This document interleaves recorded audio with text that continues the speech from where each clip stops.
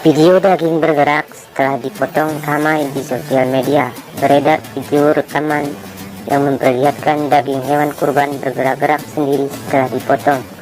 Menurut Direktur Halal Research Center Fakultas Peternakan Universitas Gadjah Mada atau UGM, Nanung Danardono, kejadian daging berdenyut-denyut itu bukan pertanda bahwa hewan masih hidup, tapi merupakan tahapan proses konversi otot menjadi daging. Ketika cadangan energi di otot atau ATP masih banyak, maka otot akan bergerak-gerak seperti terlihat pada video tersebut. Di dunia peternakan itu istilahnya pre-rigor. Setelah selesai, protein aktin dan miosin pada daging saling berikatan silang dan daging menjadi lebih kaku. Istilahnya kekakuan otot atau mayat. Dalam bahasa Inggrisnya disebut rigor mortis.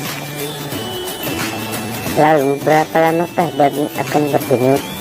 Menurutnya, lama waktu daging berdenyut hingga berhenti sangat dipengaruhi oleh jumlah energi atau ATP yang ada pada otot. Biasanya pada bagian tertentu pada daging sapi bisa 5-6 jam.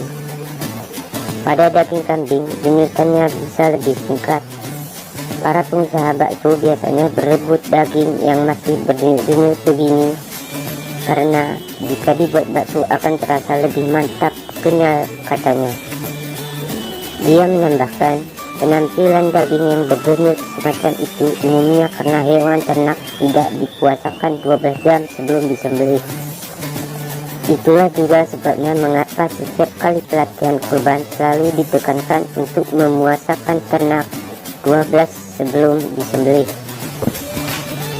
Namun menjelaskan, ketika perut sapi atau rumen penuh dengan makanan, maka nutrien pakan akan dicerna menjadi glukosa atau gula darah, lalu akan dikonversi menjadi glikogen atau gula otot sebagai sumber tenaga atau energi.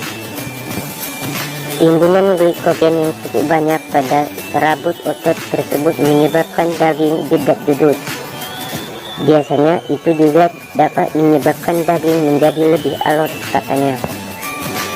Alhasil, penampakan potongan daging yang berdenyut semacam itu bukan pertanda hewan masih hidup, tapi karena sisa energi yang masih tertinggal di dalam otot. Semakin banyak timbunan glikogen, maka semakin kuat gerakannya.